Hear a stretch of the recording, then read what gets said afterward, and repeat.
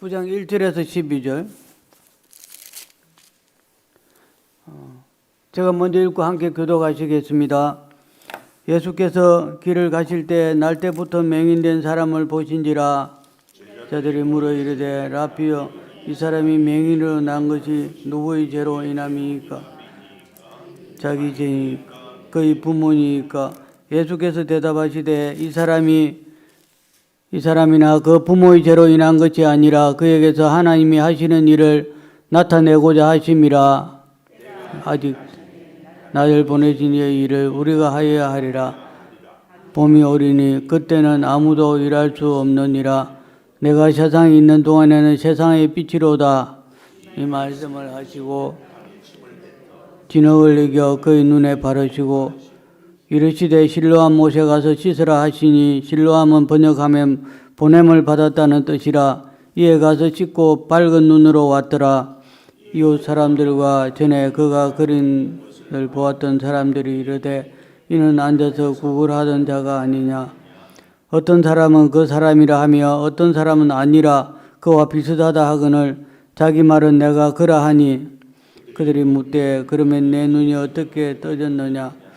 대답하되 예수라 하는 그 사람이 진흙을 이겨 내 눈에 바르고 나더러 실로암에 가서 씻으라 하기에 가서 씻었더니 보게 되었더라. 같이 이르되 그가 어디 있느냐. 이르되 알지 못하노라 하니라. 아멘.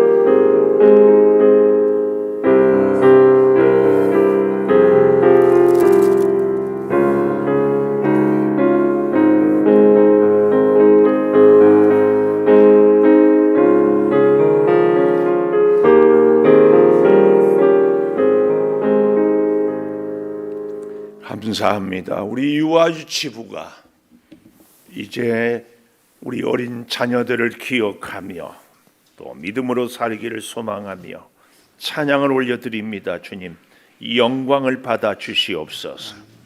어린 생명들이 어릴 때부터 주의 교훈으로 말씀으로 잘 양육받게 하게 도와주시고 이 일을 위해서 수고하고 계시는 우리 교사들의 수고를 주님 만배로 갚아주셔서 생명이 살아나며 우리 선생님들의 심령 가정 앞날에 은혜가 있게 하여 주시옵소서. 하나님, 이제 말씀을 듣겠습니다. 꼭 필요한 생명의 말씀이 우리의 심령을 새롭게 하게 도와 주시옵소서. 예수님 이름으로 기도 올리옵나이다. 아멘. 하나님 감사합니다. 하나님 감사합니다. 우리 잘 아시겠지만 1부, 2부 설교하면 우리 한희성 집사님이 요약을 또 다시 해서 올려주는 것. 꼭 읽어보시고 댓글도 읽어주시고 또 어제 오늘 본문이 바뀌어서 제가 한희성 집사님을 통해서 카톡에 올렸거든요. 그런데 이제 제가 어제 빨간색 남방을 입고 오는 거나 우리 사장님은 주보에 나와 있는 것을 보는 거나 우리가 이제 이럴 수 있으니까 다시 한번 이렇게 잘 보고. 장로님이 약간 민망했죠? 괜찮아요. 우리가 다 그럴 수 있는 것을 이렇게 수 있습니다. 자, 오늘 또 새벽 예배를 드리는 은송아, 너는 하나님의 보석이다, 보석이다. 변함없이 새벽 예배를 드리는 원사, 하나님의 보석입니다, 보석입니다. 이 모든 것이 주님의 은혜입니다. 아멘, 아멘. 오늘 제목 가서 씻으라 그랬습니다. 가서 씻으라. 오늘 아주 귀한 진리가 있습니다. 제 설교가 한 줄만, 때로는 한 문장만, 때로는 한 단어만 놓치면은 지금 뭔 얘기하는지 모를 수 있는 설교인지를 제가 잘 알아요.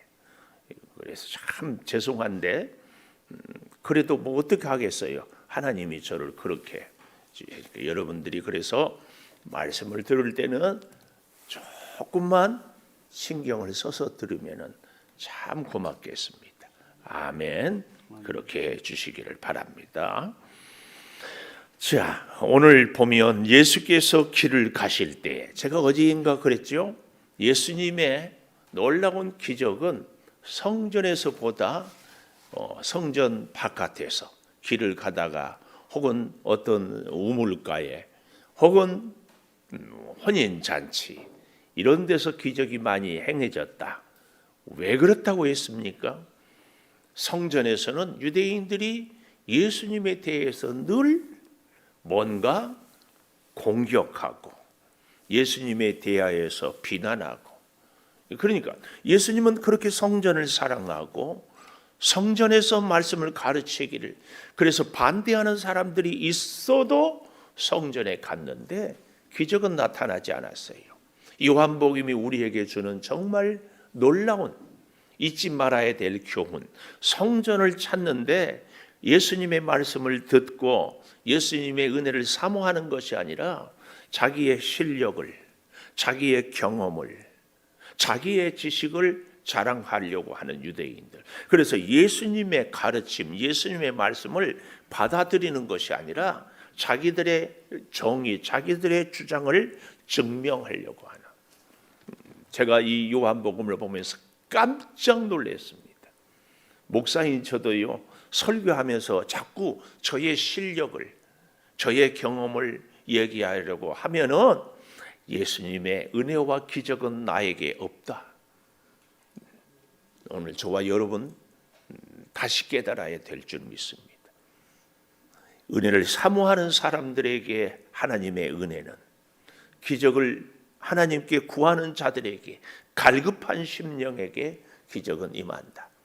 제가 이 요한복음을 하면서 수없이 요한복음을 했거든요. 깜짝 놀라는 이번의 깨달음, 보내심을 받은 자라는 사실과 함께 아무리 성전을 나와왔어도 예수님을 사모하고 말씀을 순종하려고 하지 않는 사람들에게 기적은 나타나지 않았다. 너무나 두렵고도 놀라운 사실입니다. 오늘 본문도 예수께서 길을 가실 때, 오늘 본문은 우리 인생의 영적인 굉장한 인사이트라고 그러지요. 영감을 주는 말씀입니다. 길을 갈 때에 날 때부터 맹인된 사람을 보신지라. 요즘에 우리 교회도 뭐 요양보호사, 사회복지, 사회사업 이렇게 하는데 요즘에는 맹인이란 말을 잘 안 쓰고 무슨 말을 써요? 네, 시각장애인, 시각장애인. 그리고 여러분 혹시 아세요? 장애인하고 정상인 이렇게 쓰면은 큰일 납니다. 몸이 불편한 분들은 장애인, 몸이 안 불편한 분들은 비장애인 이렇게 해요. 제가 공부하다가 사회복지 공부하다가 정상인과 장애인이라고 했다가 아주 혼났어요. 누가 정상인이냐? 그래서 제가 그 얘기를 듣고 가만히 생각하니까 그렇지. 우리가 정상인 사람이 어디 있어요? 다. 그래서 장애인과 비장애인. 근데 오늘 본문에 보면 시각장애인. 그러면 맹인은 틀린 말인가? 아니에요. 맹인도 표준어예요. 그러나 이 시대에는 어때요? 시각장애인이라는 표현을 많이 쓴 것도 기억하고, 저희가 어렸을 때는 앞을 보지 못하는 사람들을 봉사라고 그랬어요. 봉사. 우리 동네만 그랬나요? 응? 장님. 그 님자를 붙여준 거야 그거. 그랬구나. 장님, 봉사, 맹인, 이렇게. 자, 근데요, 여러분 혹시 아십니까? 잘 아시겠지만 다시 이 앞을 보지 못하는 시각 장애인도 세 종류. 오늘 본문에 나와 있는 사람처럼 날 때부터 그런가 하면은 그 낮은 대로 임하소서 안요한 목사님 영화도 보고 했죠. 어떤 사고를 통하여서 중도 실명, 중도 실명이 있는가 하면은 또 이런 분들이 있어요. 약시 아세요? 글자도 크게 써야 되고 흐릿하게 보이는 이런 분들. 근데 이제 중도 실명자 이런 분들은 갑자기 실명을 당해서 굉장히 불편하지만 그래도 뭔가를 설명할 때 사물에 대한 이해는 굉장히 쉬울 수 있어요. 예를 들면 제가 빨간 덩쿨 장미를 참 좋아합니다. 동부간선도를 5월에 쫙 가다 보면은 여기서 한강으로 내려가다 보면은 왼편에, 물론 오른편에는 이제 한양대 병원에 근방에 가면 봄에 개나리가 막 노랗게, 또 왼편에는 빨간 장미가 그걸 덩쿨 장미라고 하나요? 굉장히 빨갛게 피어 있어요. 이것을 중도 실명 불행하긴 하지만 이분들에게는 빨간 장미가 정말 아주 흐드러지게 피었습니다 하면은 선 이해가 있으니까 어떻게 피었구나 이게 그려져요. 개나리가 노랗게 피었습니다. 그런데 날 때부터 앞을 보지 못한 시각 장애인들은 노란색이 빨간색이 무슨 개념인지 이게 알 수가 없어요. 참 설명이 어렵다. 이건 영적인 세계는 더더욱 그렇습니다. 저와 여러분이 천국을 가보지 않았어요. 그런데 천국을 설명하는 우리는 그러나 참 감사하게 어떻게 성경을 통하여서, 그래서 제가 가끔 부활한 우리의 모습을 예수님처럼 시간을 공간을 초월해요. 제자들이 있는 순간에 문을 잠겼지만 짠 나타나고, 엠마오 두 제자와 함께 말씀을 가다가 그들이 깨달을 때 짠 사라지기도 하고, 이것이 우리의 부활한 모습이에요. 예수님이 부활한 모습을 통하여서 우리가 볼 수 있는 거죠. 그러니까 오늘 이 날 때부터 맹인된 사람의 의미를 우리가 좀 잘 기억하면 좋다. 이 날 때부터 맹인된 사람에게 뭔가를 설명하는 것, 특별히 하나님의 복음을 예수님은 가르치는데, 그런 면에서 보면 여기 서 있는 저나 여러분이나 영적인 시각장애인일 수 있다. 경험한 것을 통하여서 중도에 실명된 시각장애인, 영적인, 아예 날 때부터, 그런가 하면은 약시라고 그러잖아요. 흐릿하게 보여지는 이런 영적인 시각장애인일 수 있다. 이쪽에서 두 분이 기분 나빠해, 표정이. 내가 무슨 시각장애인이냐. 제가 이렇게 얘기하는 것은 집중시키려고 하는 얘기예요. 자, 2절 가보겠습니다. 제자들이 물어 이르되, 누가 물었다고요? 제자들이. 유대인들이 묻는 것이 아니고, 물론 넓은 의미에서는 제자들도 유대인이기는 하는데, 이 제자들이 라비여, 이 사람이 맹인으로 낳은 것이 누구의 죄로 인함입니까? 이 얘기는요, 우리 안에도 잠재되어 있는 의식이에요. 뭔가 일이 잘 안 될 때는 하나님께 벌 받았다. 이런 의식이 알게 모르게 쫙 깔려 있어요. 저 사람이 잘 된다. 복 받을 만한 일을 했기 때문에 복을 받는다. 이 말은 맞기도 하고 틀리기도 합니다. 그러나 잊지 마십시오. 우리가 복을 받고 우리가 뭔가를 이루고 하는 것은 내 노력 그 이전에 우리 하나님의 돌보심이 먼저라는 사실을 절대 기억해야 됩니다. 혹 이 중에 잘 나가는 분이 있습니까? 조심하세요. 아멘을 안 하는 것은 걱정하지 말라는 얘기. 잘 나가는 분들 조심하세요. 그리고 여기 뭐 젊다고 건강 자신하는 분들도 조심하세요. 조심 잘하고 있으니까 신경 쓰지 마시라고.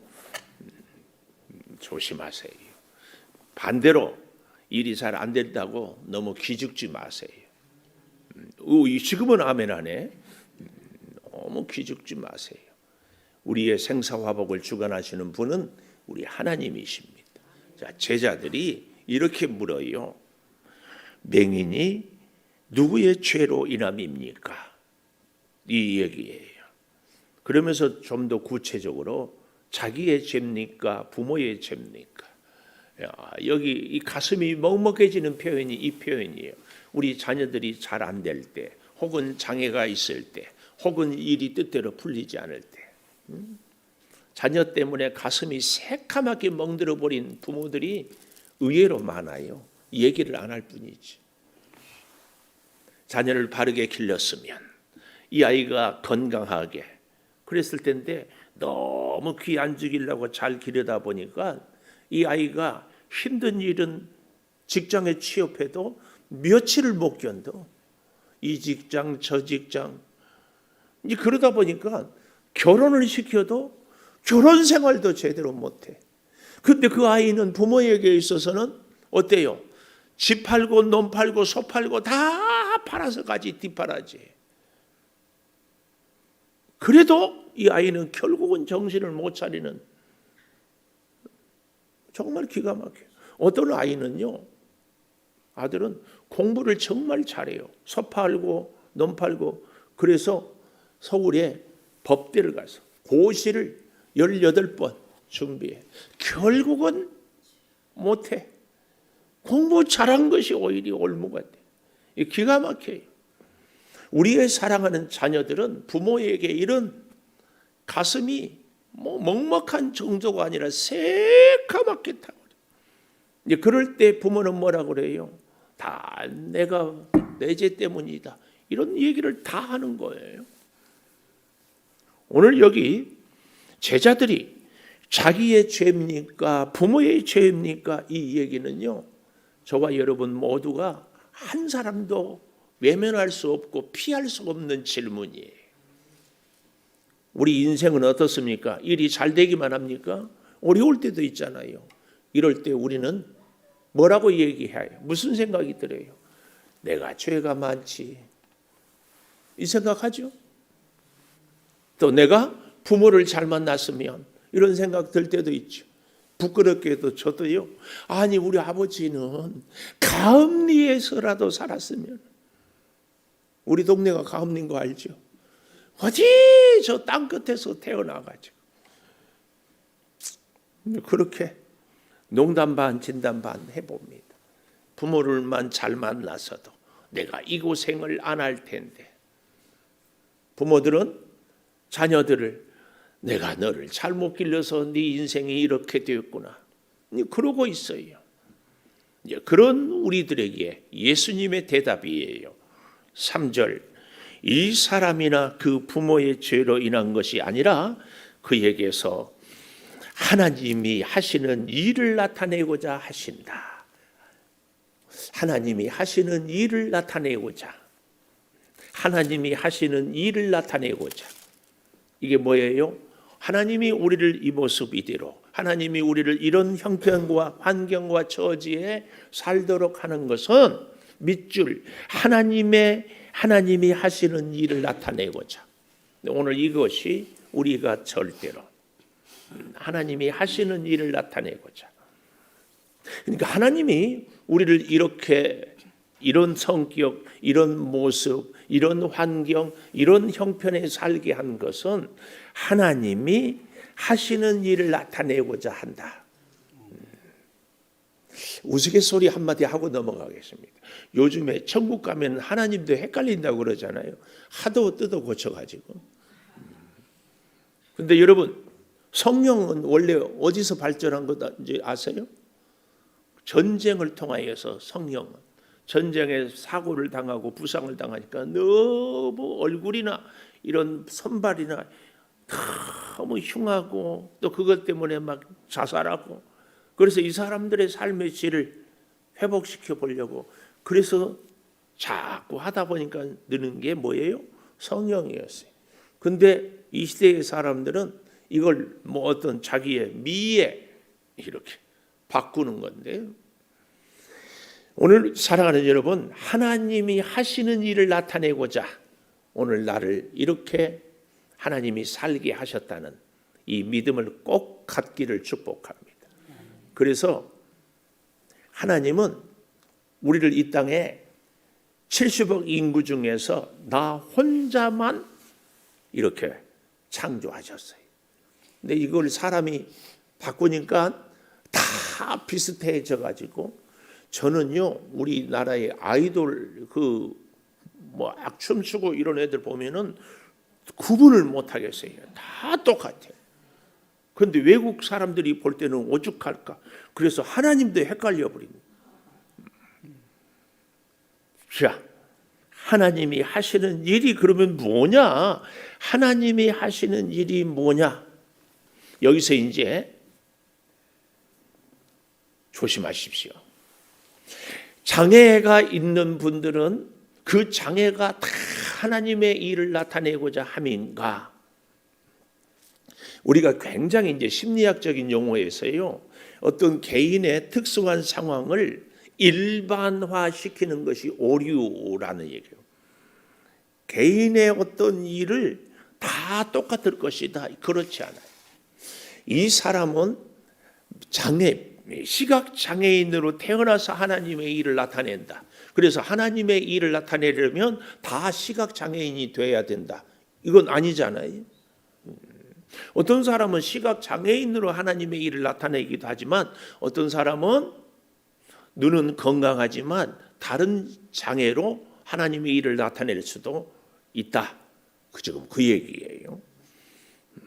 또 보십시오. 오늘 우리가 오해할 수 있는 것이 부모의 죄도 아니다. 이 사람의 죄도 아니다. 그 부모의 죄로나 이 사람이나 죄가 아니다. 이 말씀을 우리는 이렇게 오해하면 안 됩니다. 그러면 이 사람도 부모도 죄가 없다. 그 얘기는 아니에요. 뭐예요? 우리 사람은 다 죄인으로 태어납니다. 아담의 원죄의 피가 다 흐르고 있다. 그 말씀이에요. 단지 이 사람이 지금 시각 장애를 갖게 된 것은 죄가 원인이 되어서가 아니란 그 얘기예요. 우리도 참 조심해야 될 것이, 내가 뭔 장애가 있거나 혹은 일이 안 풀리거나 할 때마다 물론 그럴 경우도 있어요. 어떤 경우? 죄값으로 인한 어려움이 있을 수도 있지만, 우리의 고난과 시련, 우리의 장애가 다 내 죄 때문만은 아니다. 만약에 다 죄 때문이라면 건강한 사람은 죄 없고 장애가 있는 사람은 다 죄인이라는 논리가 성립되거든요. 그러니까 그렇게 우리가 생각을 해서는 안 된다. 근데 이 사람에게는 앞을 보지 못하는 이 시각 장애인, 이 맹인은 하나님의 일을 나타내기 위하여서 지금 앞을 보지 못하는 이 방법으로 하나님이 역사한다. 그 얘기예요. 아시겠죠? 그래서 참 우리가 조심해야 될 것이, 나의 생각과 경험과 기준을 이 사람 저 사람에게 다 갖다 붙여요. 그러지 마세요. 그 사람은 그 사람의 하나님의 일을 나타내는 방법이 있고, 오늘 나는 나의 모습에서 하나님의 일을 나타내는 방법이 있다. 다 달라요. 왜요? 하나님이 우리에게 주신 사명이 다르고 하나님이 쓰시는 길이 다르기 때문에 그랬어요. 꼭 기억해야 됩니다. 오늘 이 두 가지, 죄 때문이 아니다. 그리고 우리는 장애가 있어야만이 쓰임 받는다는 것도 아니다. 그 얘기를 우리가 잘 보면서요, 우리가 한 걸음 더 나아가서 이제 4절 때가 아직 낮음에 나를 보내신 이의 일을 우리가 하여야 하리라. 이 보내신다는 말이 또 나오고 있습니다. 그래서요 오늘 자 보니까 이렇게 얘기합니다. 밤이 오면 4절이에요. 아무 일을 할 수 없다. 이 말은 예수님께서 고난을 당하실 때에는 그 잠시겠지만 일을 할 수 없을 때가 있다. 그러므로 여러분, 저와 여러분도 하나님의 일을 할 수 있을 때가 있습니다. 일할 수 있을 때에 열심히 일하십시오. 이런저런 일들로 이런저런 생각이나 혹은 환경 때문에 일을 하지 않고 그것을 자꾸 우리가 변명하는 것은 하나님이 추호도 기뻐하지 않습니다. 꼭 기억하십시오. 오히려 방해가 있고 오히려 장애가 있고 오히려 형편이 환경이 어려워도 충성할 수 있을 때 충성하는 그 충성이 하나님의 은혜가 임하는 줄을 꼭 믿어야 합니다. 꼭 믿어. 자, 여기 5절 내가 세상에 있는 동안에는 세상의 빛이다. 어두운 세상, 특별히 누구를 보고 얘기를 해요? 이 맹인, 시각장애인에게 내가 빛이다 하시고 이제 중요한 말씀이 나와요. 6절 이 말씀을 하시고 땅에 침을 뱉어 진흙을 이겨 그의 눈에 바르시고 이르시되 실로암 못에 가서 씻으라 하니 실로암 번역하면 보냄을 받았다. 실로암 하면 오늘 저와 여러분은 뭐가 떠올라요? 찬양이 떠오르죠. 어두운 밤에 이태호 집사님 논산훈련소 갔다 왔어요. 지금 이태호 집사님 때도 내가 유튜브 보고 완전히 감동했어요. 그 한 5천 명이나 되나요? 하여튼 수천 명이 그 논산 연무대 교회인가? 그걸 꽉 차가지고 막 밤에 봤어요 유튜브? 집사님도 해봤어요? 집사님 때는 없었어요? 이야, 저는 그거 보면 너무 감동했어요. 하나님이 우리 대한민국을 사랑하는 것 중에 하나가 참 많지만 그 중에는 예수를 안 믿는 군인들도 있을 것 같아요. 그래도 그냥 같이 하는 거예요. 주여 당신께 감사. 너무 하고 싶어가지고 내가 지금 해보는 거예요. 이야, 굉장합니다. 실로암 이 찬양. 그런데 뜻이 뭐라고요? 보냄을 받았다. 굉장한 의미예요. 오늘 사랑하는 여러분, 이 요한복음을 보면서 우리가 잊지 말아야 될 것, 보냄받은 존재, 보냄받은 인생, 보냄받은 25년, 실로암의 인생. 여기 보는데 도대체 이해가 안 되는 대목이 권사님 이 대목이에요. 딴 생각하지 말고 지금 권사님 불러도 안 보고 나를 보라니까요. 여기 권사님 여기 보십시오. 왜 땅에 침을 뱉어 더럽게 진흙을 이겨 그의 눈에 바르라. 예수님이 이렇게 병자를 고친 적이 있다 없다? 단 한 번도 없어요. 예수님이 말씀으로 고칠 때가 있거나 혹은 손을 대서 고칠 때가 있고 뭐 그 정도였지 침을 뱉어가지고 진흙을 이겨 눈에 발라가지고 실로암에 가서 씻으라. 이런 적은 성경에 유일하게 이 대목입니다. 꼭 예수님이 이렇게 침을 뱉어가지고 진흙을 이겨가지고 그걸 발라야만 했는가? 이런 질문이 생기지 않아요? 또 여기서도 우리가 이 특수한 상황을 일반화시키면 안 돼. 예수님이 침을 뱉었으니까 우리도 침을 뱉어가지고 이기면은 진흙을 이겨가지고 발리면은 눈이 뜬다. 이러지 마십시오. 어떤 분들은요 기름을 바르면서 기도를 하면은 병 나을 것이요. 야고보서에 있잖아요. 그래서 기름이 없으니까 식용유를 갖다가 부르면서 진짜 낫기도 했다. 나을 수도 있지만 안 나을 수도 있어요. 꼭 기억하십시오. 왜 그러면 오늘 예수님이 이렇게 했나? 예수님이 성경에 보면은 아니 우리 하나님이요 진흙을 이기려 가지고 일을 하는 것이 딱 두 번이에요. 한 번은 오늘 본문이고 한 번은 사람을 창조할 때 흙으로 하나님이 빚어가지고 이 두 번이에요.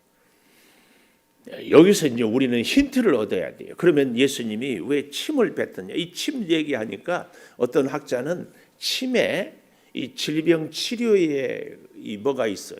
여러분 우리 모기 물리면 어때요? 또 그러면 낫는 것도 덜 가려운 것 같기도 하고 침에 어떤 이 무슨 치료의 효능이 있기도 하는 거예요. 근데 그렇다 하는데 그건 아니고요.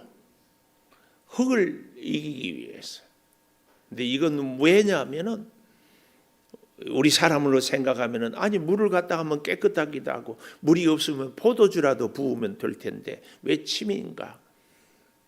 이것은 이 사람이 순종하기가 침으로 진흙을 이겼기 때문에 훨씬 어렵습니다. 침으로 진흙을 이겨서 발라줘요. 이게 정말 순종하기가 어려운 그런 조건을. 근데요, 더 중요한 것, 그러면 왜 이렇게 침으로 진흙을 이겨서 발랐는가? 이것은 하나님께서 아담을 창조하실 때 흙으로 빚은 것처럼 오늘 여기 흙을 이용한 것은 이 신학적인 의미에서 재창조, 다시 창조. 이 의미를 우리는 잘 봐야 돼요. 예수님은 날 때부터 보지 못한 이 시각 장애인을 어떻게 했다고 해요? 침을 뱉어 흙을 이겨 얼굴에 바르므로 그에게 아예 없는 시신경을 다시 살려야 돼요. 이건 재창조입니다. 흙으로 만들어서. 오늘 이 의미를 우리는 잘 알아야 됩니다. 전혀 없어요. 시신경이 없어요. 도저히 볼 수 없어요. 날 때부터다 이 말은 아예 없어요. 근데 이 사람을 예수님은 침으로 흙에 뱉어서 주물러 반죽을 해서 발랐다. 오늘 성경 그대로 보면 6절에 이 말씀을 하시고 땅에 침을 뱉어 진흙을 이겨 그의 눈에 바르라. 그런데 바로 그 앞에 5절에 내가 세상에 있는 동안에는 세상의 빛이다. 빛 대신 주님이 이 앞을 보지 못한 사람에게 빛을 보게 하도록 주시는 것. 이 재창조의 역사. 그래서 예수님은 다른 데에서는 단 한 번도 행하지 않은 침을 뱉어 진흙을 이겨 얼굴에 눈에 바르는 그 모습. 그런데 자 보십시다. 퀴즈. 무슨 퀴즈예요? 예수님이 이 맹인에게 침을 뱉어서 이렇게 하는데 눈을 언제 떴다?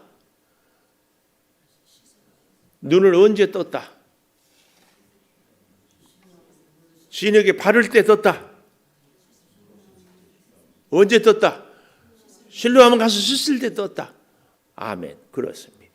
네, 또 질문하겠어요. 이 맹인은 그러면은 눈만 떴을까요? 구원은 받았을까요? 못 받았을까요? 모르겠어요. 예수님이 병만 고쳐주고 구원은 저는 틀림없이 구원을 받았으리라 믿습니다. 왜냐하면 이 앞을 보지 못하는 맹인이 예수님의 말씀을 듣고 순종했다는 것은 예수님의 말씀을 믿었다는 증거입니다. 믿음은 구원이죠. 믿음은 구원. 그러면 이 사람은 눈은 가서 씻었을 때 떴지만 구원은 언제? 흙을 이겨 눈에 바르면서 가라고 할 때에. 여기서 우리는 구원의 놀라운 역사를 볼 수 있습니다. 내가 예수를 믿기 전에 예수님은 길을 가다가 이 사람을 보고 먼저 역사를 그리고 제자들을 통하여서 질문할 때에도 예수님은 이 사람을 사랑하고 이 사람을 고치기로 여러분, 우리가 예수를 믿는 것이 바로 여기에 있습니다. 가끔은요, 제가 참 어떤 분이 이런 얘기를 해요. 우리 교회에 왔는데 설교를 하는데 목사님이 저한테 일어난 일을 다 알고 있는 것처럼 설교를 하더래요. 네. 그분이 누군지 어떻게 사는지 처음 온 사람인데 어떻게 알 수 있어요? 왜 그럴까요? 그 마음을 성령이 만져주시기 때문에 하나님의 말씀이 자기의 말로 들려질 뿐이에요. 오늘 이 맹인, 시각장애인이 자기에게 주어진 예수님이 흙을 침을 뱉어서 이겨서 발라주는 것이 이것은 나를 고치기 위한 것이다. 이게 믿어지게 되는 것입니다. 이건 성령의 역사고 하나님의 은혜다, 그 말씀입니다. 그래서 잘 보십시오. 7절, 이에 가서 씻고 밝은 눈으로 왔더라. 이게 놀라워요. 나병 환자 10명이 고침을 받았는데 9은 가버리고 한 사람만 왔잖아요. 밝은 눈을 갖고 다시 주님께 돌아오는 이 모습입니다. 이 모습을 보고 9절에 보면 사람들은 어떤 사람은 그 사람이다, 비슷한 사람이다 할 때 자기는 9절 마지막에 내가 그다. 그러면 어떻게 떠들느냐? 예수라 하는 그 사람, 예수를 처음에는 이 사람이라고 하지요. 그리고 내 눈에 바르고 가서 씻으라 해서 순종했더니 보게 되었더라. 가서 씻으라. 이 말이요, 17절에 보면 17절, 맹인되었던 자에게 다시 묻되 그 사람이 내 눈을 뜨게 하였으니 그 사람 그런데 너는 그를 어떠한 사람이라 하느냐? 대답하되 선지자라고 생각합니다. 사람에서 선지자로 발전을 했어요. 33절에 가볼까요? 그들이 대답하되 내가 온전히 죄 가운데서 나서 우리를 가르치느냐 하고 33절, 이 사람이 하나님께로부터 오지 아니하였으며, 이제는 사람에서 선지자에서 하나님께로부터 온 분이다, 이렇게 얘기를 하고 있습니다. 34절에 그러니까 내가 온전히 죄 가운데서 나서 우리를 가르치느냐, 유대인들이 이렇게 공격을 하고 쫓아내었다. 이 말은 출교해버렸다. 유대인 공동체에서 쫓아내버렸다. 이게 무슨 얘기예요? 앞을 보지 못할 때는 유대인들에게 구걸을 해서라도 살았는데 쫓아냈다. 이 말은 이제 우리의 형제가 아니기 때문에 구걸을 할 수도 없어요. 이렇게까지 돼버렸다, 그 말이에요. 예수님으로 인하여서 새로운 세상을 보게 되었지만 그의 현실은 눈을 감고 있을 때보다 오히려 더 좋지 않았습니다. 그럼에도 그는 눈 뜬 채로 살 줄을 믿습니다. 오늘 우리에게 주는 이 교훈입니다. 가서 씻으라. 그래서 눈을 뜨게 되었어요. 그 눈이 뜨게 되므로 오히려 훨씬 삶은 공고해졌습니다. 어쩌면 우리 예수님은 우리에게 이 땅을 살 때 우리의 영적인 눈을 뜨게 하면서도 우리의 현실은 더 어려울 수 있습니다. 그러나 낙심하지 마십시오. 하나님이, 우리 예수님이 우리와 함께 한다는 생생한 증거 중에 하나가 눈을 떴지만 쫓겨나는 거예요. 오늘 우리가 믿음으로 영적으로 사는데 현실적으로는 어려울 수 있어요. 물론 잘 될 수도 있어요. 그러나 이런 모든 것들은 다 뭐라고요? 하나님이 하시는 일을 나타내고자, 하나님 나의 연약함을 통하여 하나님을 나타내시옵소서. 하나님 나의 질병을 통하여서도 하나님의 하시는 일을 나타내시옵소서. 이것이 오늘 저와 여러분의 기도의 제목인 줄을 믿습니다. 기도하겠습니다.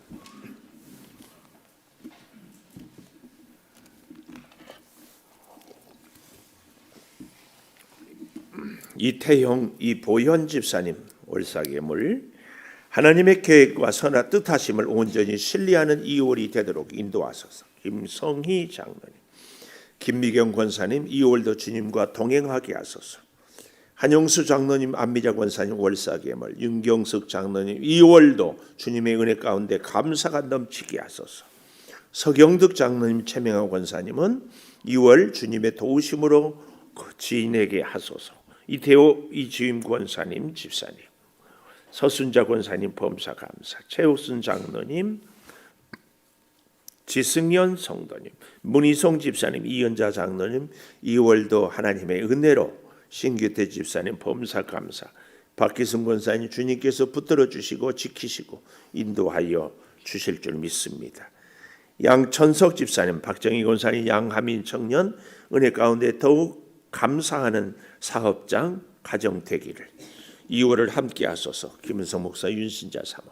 하나님, 오늘 나면서부터 앞을 보지 못하는 시각 장애인을 통하여 우리의 인생의 교훈을 깨닫습니다. 2월의 첫날입니다. 우리가 월사 기도회란 이름으로 기도로 시작하게 하여 주시니 감사합니다.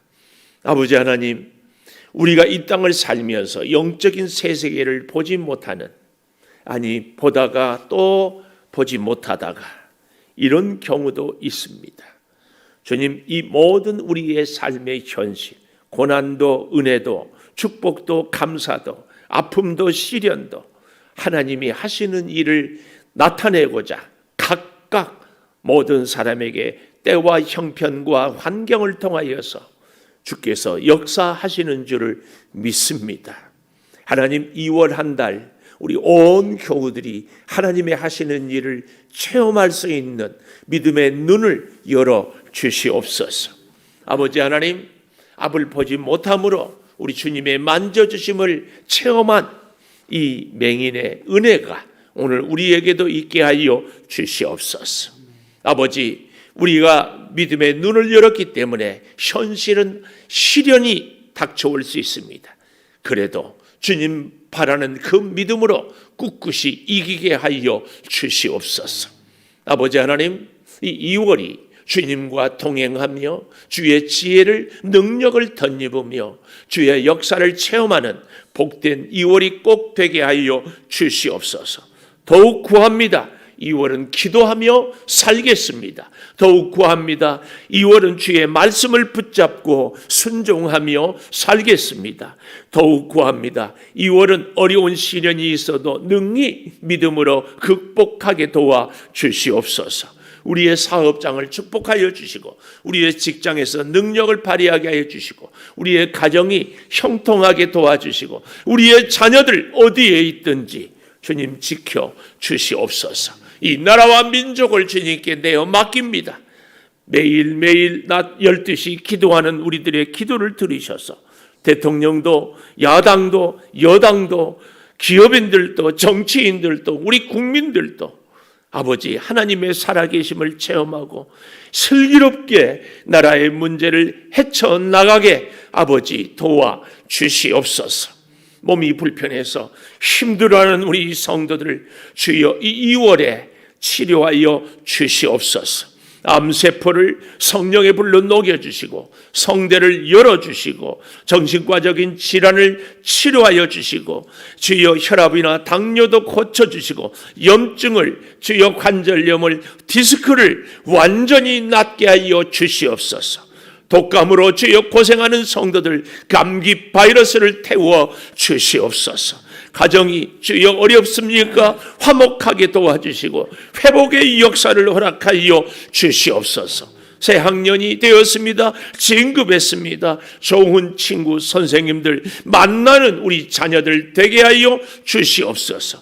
우리 교회 여러 기관들 주님 붙잡아 주시고 우리 사명으로 충성하는 우리 성도들이 헌신함으로 하나님의 복을 받는 이 신비한 하늘의 비밀을 체험하게 하여 주시옵소서. 종의 손길을 통하여 우리 온 교우들을 안수할 때마다 주님이 이제 저들의 소원을 아름답게 이루어 주시옵소서. 지금은 우리 주 예수 그리스도의 은혜와 아버지 하나님의 무한하신 사랑과 성령의 감화 감동하심이 영원토록 함께 하시옵기를 간절히 축원하옵나이다. 아멘. 기도하십시다.